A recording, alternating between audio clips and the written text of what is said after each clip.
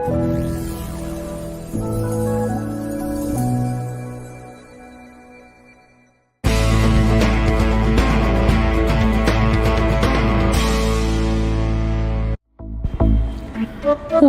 to Good Vibes, a Bharat Media original.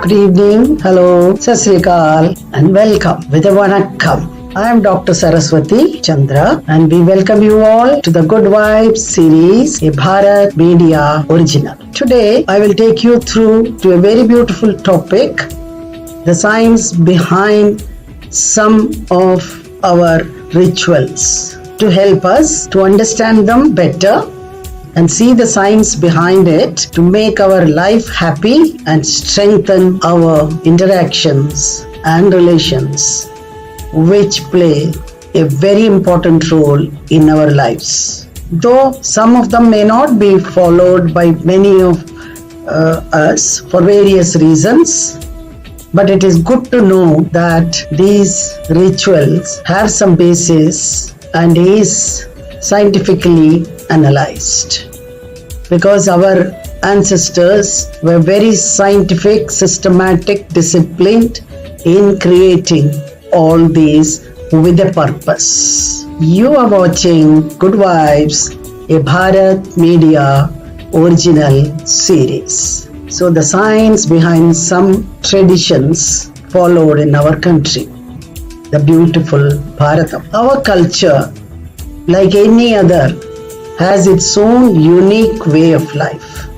The traditions followed by the Hindus since ages actually have scientific reasons and are not mere religious rituals. Get to know the science behind some of these traditions. Hinduism is more about the culture and the way of life, primarily with the people living in Bharatam. Along with the religious aspect, Hindu life is a system of knowledge given in the scriptures, which was compiled by the sages, giving the gist of their studies, transformed into simple actions that could be observed every day to lead a healthy and peaceful life. Finding out and learning about the why behind these routine or traditions as something every human being may practice for his or her well-being. Now, before we come to the tradition, we must understand what is Sanatana Dharma. Sanatana denotes that which is without a beginning or an end, or everlasting. Dharma doesn't have direct translation in English, but comes from dhri, meaning to hold together or sustain. So dharma is often interpreted as meaning natural law. Sanatana Dharma are the duties which take into account the person's spiritual, that is the constitutional, identity as Atman, and are thus the same for everyone. According to Sanatana Dharma, the eternal and intrinsic inclination of the living entity, that is the Atman, is to perform seva or service, and Sanatana Dharma encompasses the list of duties and practices that all must comply with. This list of practices includes virtues like honesty, goodwill, patience, generosity, are to name some. Following this codes allow one to reach moksha, a state of spiritual liberation. Self-knowledge and enlightenment are also experienced. The practice of yoga is a vital part of this process, as it allows the yogi to achieve a union with their spiritual side. Sanatana Dharma places spiritual experiences above religious issues and uses yoga practice to reach moksha. Sanatana Dharma is a spiritual path that is open to all sincere spiritual seekers, regardless of their ethnicity or a nationality. Now, if you look at it, the question comes, is Sanatana Dharma diluted today? But the answer is, it is not in our hands to dilute it. Individuals' understanding may be diluted. From person to person, there may be different dimensions of understanding, but we cannot dilute Sanatana Dharma because it is the basis of existence, and we cannot dilute it because we did not create it. Now, the scientific reasons behind our traditions. A brief descriptions about scientific reasons behind a few common traditions that we normally see in our day-to-day experiences. Namaste. The word and the gesture of joining both the hands together is the essence of our philosophy. We say namaste when we welcome someone. It is a gesture which is greeting someone, and if you look into the depth of it, this greeting is to express, I salute the divinity in you, and I recognize and respect that divinity of the soul. Atma Namaste. This is actually the actual expression, because we all are divine souls. Another tradition is, on getting up in the morning, we do rub our palms, do a face massage and open it and see both the palms and chant a shloka, that is Karagre Vasate Lakshmi Karamadhye Saraswati Karamule Govinda Prabhate Karadarshanam. I will repeat once more. Karagre Vasate Lakshmi Karamadhye Saraswati Karamule Govinda Prabhate Karadarshanam, and take that energy to the whole body. Now this mantra is from Vishnu Puran by Vedavyasa, and Kara means hands, Darshan is seeing or sight of it, and it is a tradition to first look at the palms joining together when we wake up in the morning and say this shloka. I focus on my fingers, Kara, and Agra means top. I visualize the abundant blessings of Goddess Lakshmi who dwells at the top. I focus on the center of the palm, Kara Madhye, middle, and I visualize the abundant blessings of Goddess Saraswati, who is the goddess of Jnana and showers us with wisdom. At the base of my hand, Kara Mule, I visualize the infinite blessings of Lord Vishnu, who is the energy of Ananda Lahari, Prema Lahari, Saundarya Lahari. I focus within my hands every morning and seek divine manifestations. And after saying the mantra, we absorb the energy generated and we move both the hands by touching our face and down our body. This helps us to feel fresh and awakened and filled with divine energy. You are watching Good Vibes, a Bharat Media original series. Drinking water from a copper utensils. Many of us use copper vessel. Keep the water overnight. In the morning, we drink the water from this vessel. Water kept overnight in a copper pot and had in the morning is considered to be a traditional practice, and it is believed that it absorbs extra body heat and cooling the body naturally and helps in maintaining the body temperature. And also the water helps in bowel movement and cleansing the stomach and creating digestive juices. So this tradition is very much scientific tradition. Now let us come to the kolam or the rangoli and the benefits.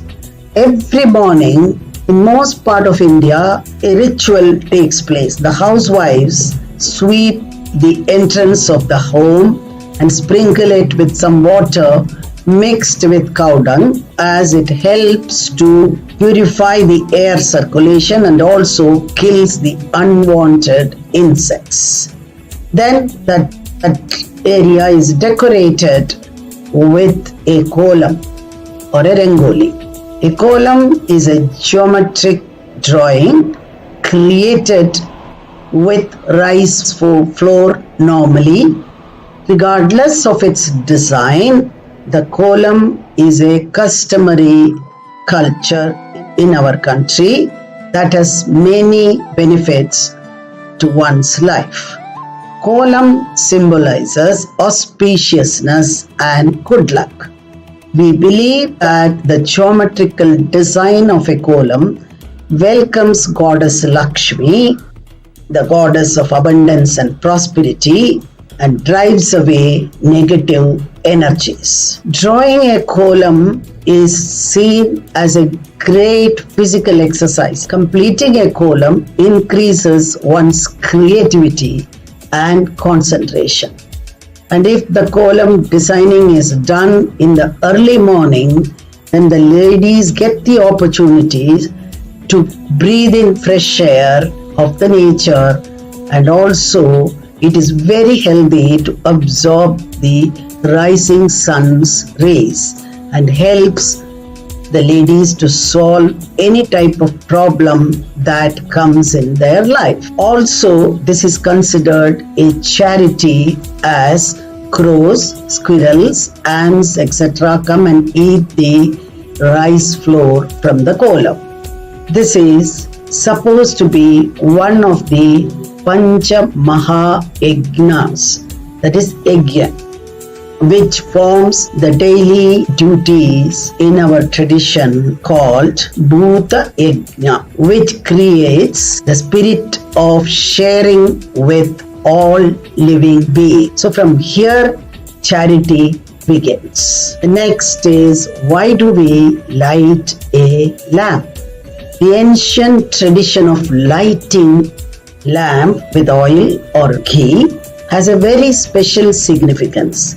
In almost every home, a lamp is lit daily before the altar of the Lord, and in some houses it is lit at dawn, and in some houses twice a day at dawn and dusk.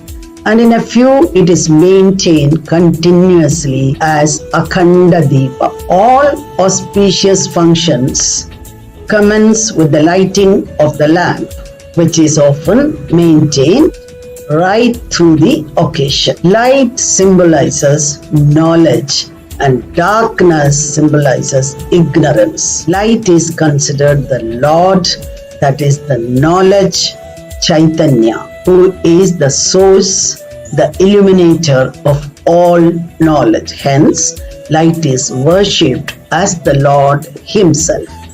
And knowledge removes ignorance, just as light removes darkness.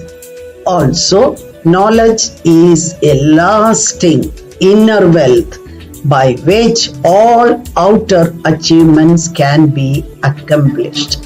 Hence, we light the lamp to bow down to knowledge as the greatest form of wealth. But the traditional oil or ghee lamp has a further spiritual significance.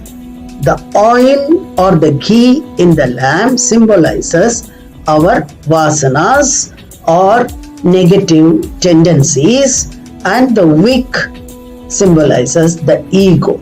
So when a lamp is lit, that is, that spiritual knowledge of that light, the prakash, all these vasanas get slowly exhausted and the ego too finally perishes.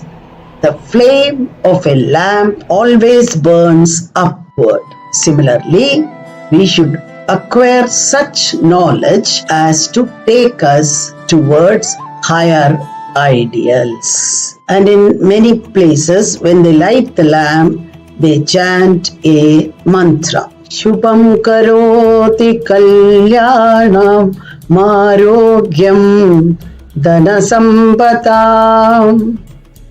Shatru buddhi vinashaya Dibajyoti namostute Shubham karoti kalyanam Arogyam dhanasampada Shatru buddhi vinashaya Dibajyoti namostute. I salute who is the light in this lamp that brings auspiciousness, prosperity, good health, abundance of wealth, and destruction of intellect's enemy. The light of the lamp stands for the unmanifest truth as well as Lord Vishnu Himself, who removes the darkness. Like the flame burning upward, our knowledge must take us towards higher ideals. With one single deepam, we can light many more lights, but the original lamp doesn't diminish when lighting other lamps. This shows that our knowledge does not decrease when we share it with others.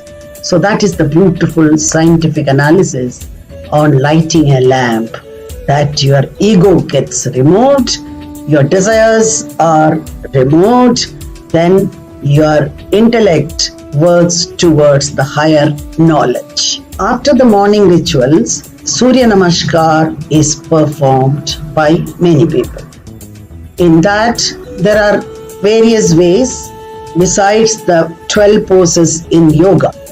So, in our tradition, we pay tribute and regards to Sun God early in the morning by offering water, chanting mostly the Gayatri mantra. Seeing sun rays early in the morning is good for our eyes and helps us to the routine.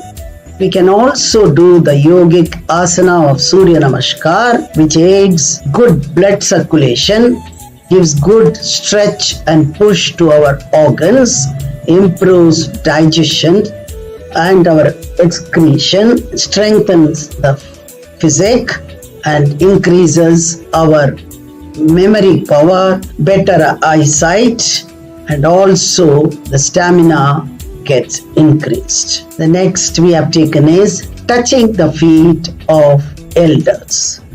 When we touch the feet of our elders, the nerve endings from our hand connects with the nerve ending of their feet to set up a circuit such that our nerve ending becomes the receptor of positive vibrations from our elders' nerve ends.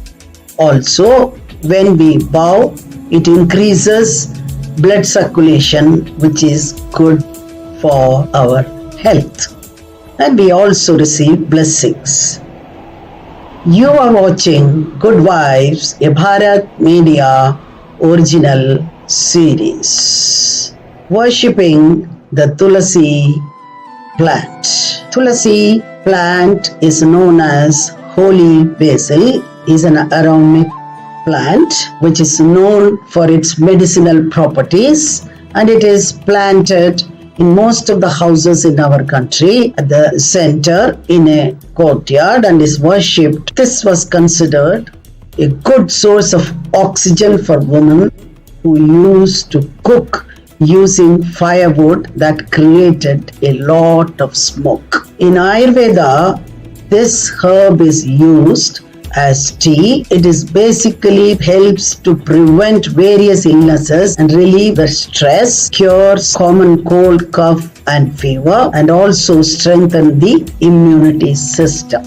Tulasi leaves are also added to some food preparations. So generally, worshipping Tulasi plant, if you analyze it scientifically, it helps us in various ways, as we saw. The peepal tree. Peepal tree, popularly known as the Bodhi tree, is considered very auspicious in Hinduism, Jainism and Buddhism. Gautam Buddha attained enlightenment under the Bodhi tree. The peepal tree is utilized in traditional medicines to treat various diseases like diabetes, asthma, gastric problems, diarrhea, epilepsy, inflammatory disorders and infections, and also sexual disorders. It is a tree that generates oxygen 24 hours of a day and is thus revered and conserved. The peepal is a true tree of life, even in the scientific sense. And going around the peepal tree, mostly 108 rounds is done as a tradition in our country, and especially the ladies take these rounds to have children if they do not have an offspring. Next, we are looking into application of sindoor or the vermilion. The center between the eyebrows is considered a very important point. It is called the Ajna chakra. Men are seen with a tilak and women are seen with a bindi. What is known as kumkum? It is a red colored powder made with haldi, turmeric and lime together. It has been an old tradition for women to mix this kumkum with little water and apply it onto their forehead. The scientific reason being, this liquid kumkum, when applied daily, is absorbed into the skin. The position on the forehead is also an acupressure center of the pituitary gland. The medicinal properties of kumkum thus reach the pituitary gland, improving its functions, and additionally it helps in balancing the hormone secretions, which leads to regulating the menstrual cycles in women. Also corrects the problems of menstrual pain, and this is the science behind the application of sindoor or vermilion. Wearing toe ring. A silver or gold nowadays ring is worn on the second toe by married women, connects to the uterus and reaches the heart through a nerve. It maintains a healthy blood flow, strengthens the uterus and also ensures regular periods. The ring, which is made of silver or gold, also tones down the body heat. A toe ring is very useful during pregnancy, when the mother has to carry more weight as the baby grows. The ring is believed to activate peculiar acupressure points, which acts beneficial for the pregnant mother. Applying henna when getting married. Henna has a very powerful cooling effect. When applied on the hands and the feet during weddings, it helps prevent stress and tension. The eucalyptus and the clove oil added with lemon drops for a darker color to the henna help in boosting the romance after the wedding and takes away the fear. So this is the science behind the henna being applied when getting married. Wearing of Mangal Sutra is a symbol of marriage.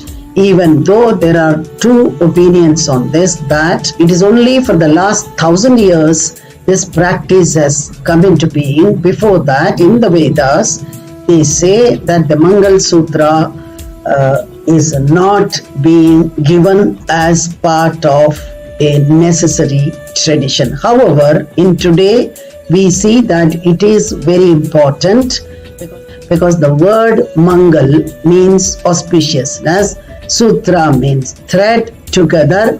The Mangal Sutra means an auspicious thread uniting two souls. The groom ties this auspicious thread around the bride's neck on the day of their marriage as a significance that their relationship would be as auspicious as the sutra. South Indians believe that the Mangal Sutra needs to be tied in 3 knots, with each knot carrying a significance: loyalty towards the husband, dedication to the family, and devotion to the Lord. So even this has a science background. Wearing colorful bangles. Colorful, shiny, sparkling, and very well matching with the dresses, the bangles are very dear to every woman who loves to dress up. When she wears bangles, the energy points in both the hands are pressed. It acts as a cure for menstrual pain and for pain in the heels that occur after the age of 40. So it has a science background. Ear piercing. The modern world may look at them as a fashion.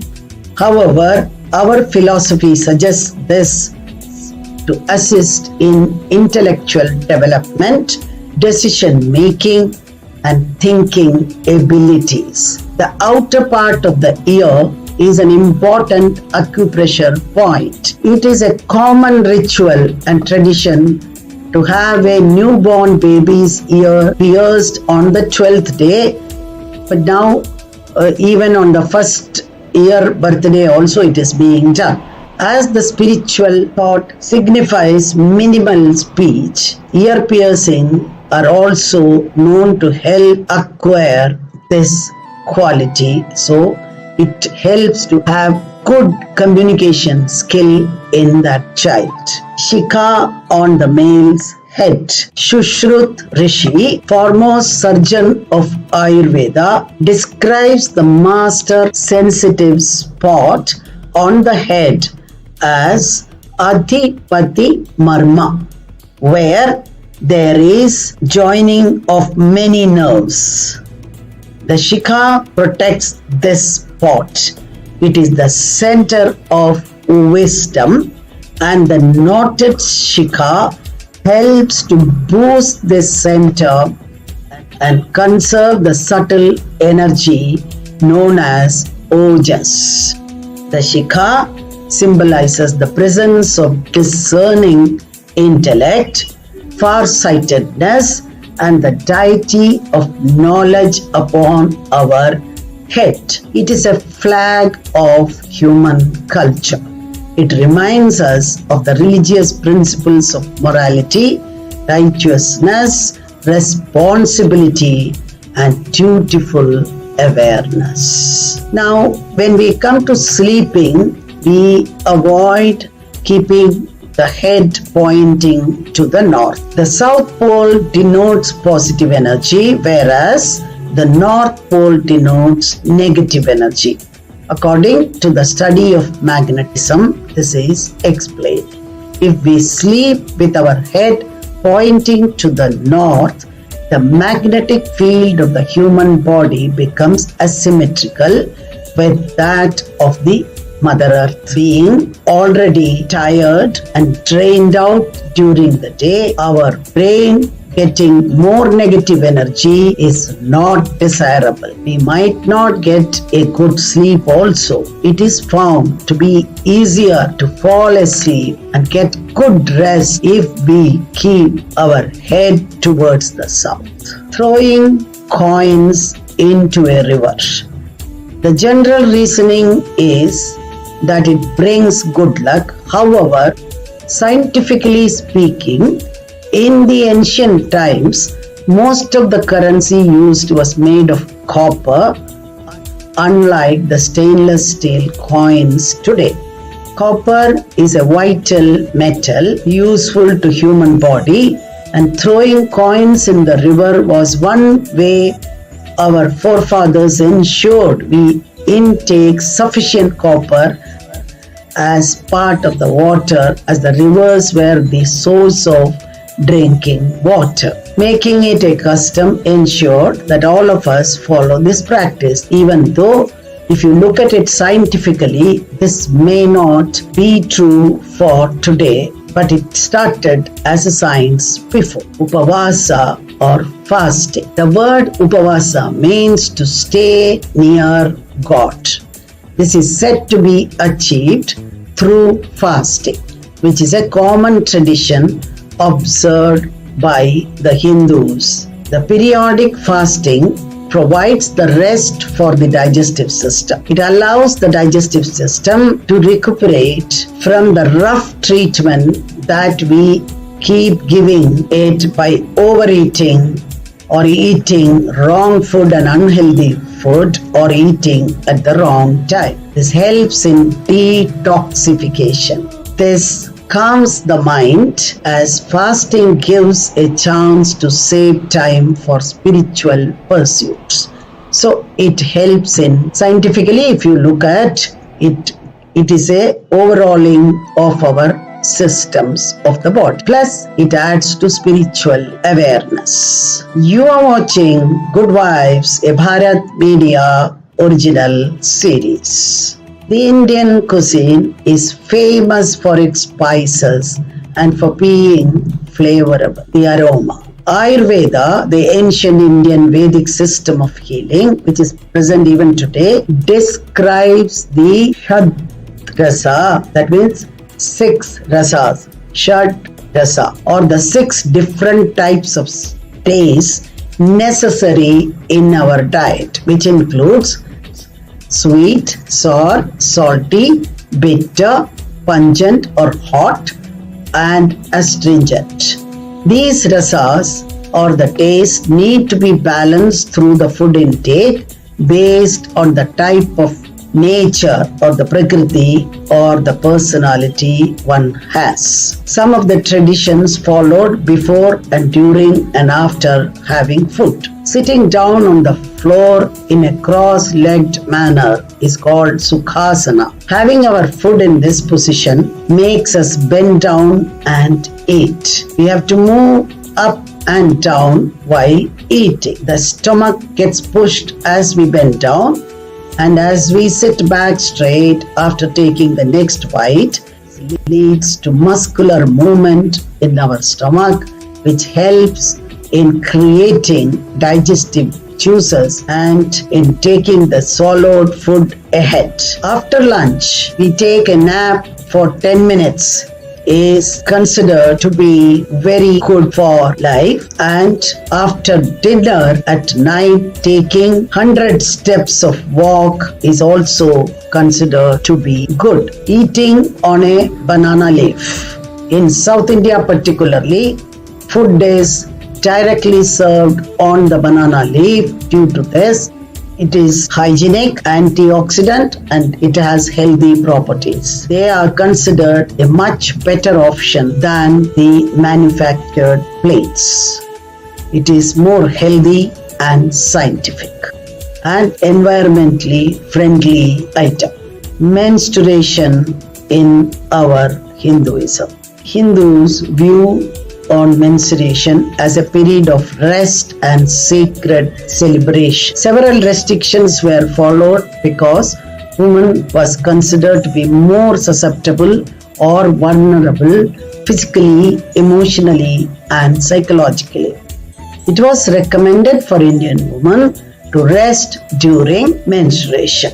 Women during the menstrual cycle were not allowed to participate in prayer rituals, enter temples or places of worship. She was required to stay at home and rest until she was done with her periods. There were also hygiene issues involved since they did not have the sanitary pads like today. In our country, there was also the presence of wild animals like tigers, and the smell of blood could attract them from a distance. This would make the woman exposed to the dangers, as there were reports of more women attacked and killed by wild animals during their periods. During menstruation in Hinduism, there were shades and places outside the temple set for women who wanted to go and pray. They were not allowed to enter the temple and mingle with other people during their menstrual periods. According to the four Vedas, if you look at it, during the menses, it is never stated anywhere there that the woman is prohibited from entering the temple or she has to be kept separate. This all came later on, but the actual reason, if you look at this ritual, is that in the olden days, because in those days it was a joint family and women did not have any help from any mixie, machineries and other things. Everything they had to do manually, including having that chula which they use for cooking. They didn't have gas and other things. So it was a very tough job for them, grinding and everything that they are busy with. So it is too much of a work. So to give them rest for these 3 days is the main reason why this was enforced. And with the name of God, the thing will be obeyed better. So the temple was brought in to tell that you cannot enter. But later on, it was not what reason it was started is not being followed. And today, of course, it is not followed at all. Unless in some Orthodox family, they may be following it. There is a celebration when a girl menstruates for the first time. It is called Ritukala Samskara. Is the coming up of age. It is a ceremony that celebrates the onset of menstruation, a highly localized ceremony that is celebrated across our country based on the local customs and the traditions. The highlight of this festival is that the girl undergoes ritual seclusion, ritual bathing, many other local customs including turmeric bathing ceremony. Friends and family are invited and the girl is gifted silk saris and she wears a sari for the first time. The entire ceremony happens with much elaboration and pomp, and in many ways it resembles a mini version of a marriage, imparting a very positive notion about menstruation in the mind of the girl and imparting the knowledge that equips the young girl well to adjust to her oncoming physical and emotional changes during puberty. In most cases, this is celebrated to inform the community that the girl is now ready for marriage so that eligible grooms can be fixed for the girl. The Vedas did have certain restrictions, but they were only purely related to a woman's health. The Bhagavad Gita also considers the period of a woman having menses as a purification process. Thus, celibacy is advised and household activities and exercises are also prohibited to give her rest. The woman is considered to be extremely sensitive. Thus, no one is advised to indulge in vigorous activities. Sanatana Dharma, which we popularly understand as Hinduism, is God's eternal duty shared by all forms, all from the rishis and other great souls. The devout Hindu is expected to perform 5 obligatory duties: nourishing gods, nourishing ancestors, nourishing needy human beings, nourishing other living beings, and serving the Sirs and the Brahmanas. These are called obligatory duties, which they are supposed to practice as it leads to harmony, peace, order, and regularities. So as we see these traditions, almost all of them are scientifically connected, and it helps in one way or the other for the welfare of the human being, and so it is good for us. And even today, even though some people may criticize it, it is good to follow this tradition for the highest good of all of us. There are many more such interesting traditions which are very scientific, and we will see more of them later. So I hope, friends, all of you enjoyed this topic and learned something. So before rejecting, we should try and understand why our rishis and the great saints created these. Then we will be able to realize how scientific is our Sanatana Dharma. Thank you. God bless you all. You were watching the Good Vibes series, a Bharat Media original. Stay tuned. We will be back again with yet another very interesting topic. God bless you all. Thank you.